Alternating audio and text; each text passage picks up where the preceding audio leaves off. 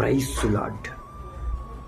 జక్కయ్య పుట్టివాడని జక్కయ్య యేసు ప్రభువుని ఎలా చూడాలి, మా గ్రామం వచ్చాడు, ఆ యేసు ప్రభు ఎవరో నేను చూడాలి అనే ఆశతో ఒక సంకల్పంతో జక్కయ్య పొట్టివాడే, కానీ జక్కయ్య ఆలోచన ఎలా ఉందంటే యేసయ్యని నేను ఎలా చూడాలి, యేసయ్యని నేను ఎలా కంట్లో వేసుకోవాలి, ఎలా అయినా కానీ నేను యేసయ్యని చూడాలి ఒక ఆశతో తన మేడి చెట్టు ఎక్కాడు.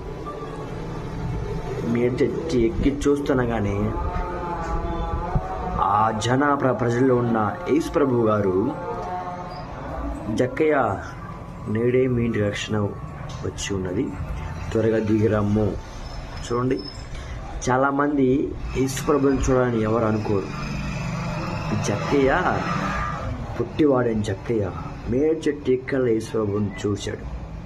చాలామంది మందిరం రామ్మని చూస్తేనే మందిరానికి మేము ఎలా వస్తాం, బిజీలో ఉన్నామండి మాస్టర్ గారు, చాలా బిజీ అయిపోయాం, మేము చేసే జాబ్ ₹1,00,000 జాబ్, వచ్చేసి జాబ్ ₹1,00,000 కావచ్చు, ₹1,00,00,000 కావచ్చు, కానీ నీ బ్రతుకు విలువ లేనప్పుడు ఎంత ₹1,00,000 సంపాదించినా కానీ దేవుడు నీలో లేకపోయినప్పుడు, యేసయ్య నీతో లేకపోయినప్పుడు నువ్వు ఎంత సంపాదించినా అదంతా వ్యర్థమే.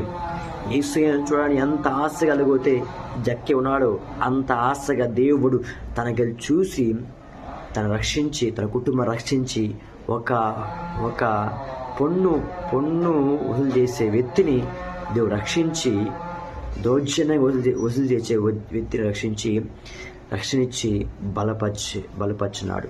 ఈరోజు నీవు యేసయ్యను చూడాలని ఆశ కలిగి ఉంటున్నావా, లేదా ఏదో ప్రకంగా ఆదివారం మందిరానికి వస్తూ వెళ్ళిపోతున్నాయేమో?